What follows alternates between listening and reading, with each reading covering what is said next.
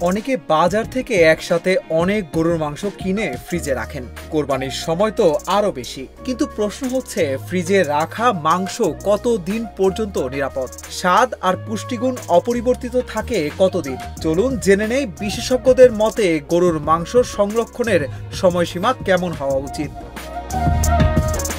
কাঁচা গরুর মাংস।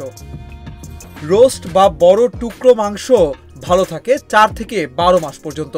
স্টেক 6 থেকে 12 মাস। কাঁচা কিমা সর্বোচ্চ 3 থেকে 4 মাস, এর বেশি নয়।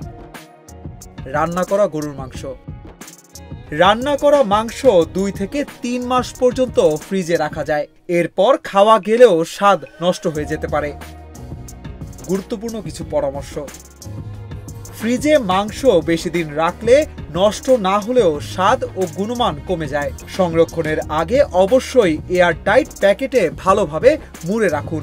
বরফ জমা থেকে বাঁচাতে মাংস শুকনো ও পরিষ্কার রাখতে হবে। জমাট বাঁধা মাংস রান্নার আগে স্বাভাবিক তাপমাত্রায় আনুন, সরাসরি ফ্রিজ থেকে নয়। ফ্রিজ মাংস সংরক্ষণের জন্য যতটা কার্যকর, ঠিক ততটাই জরুরি সময়সীমার মধ্যে খেয়ে ফেলা।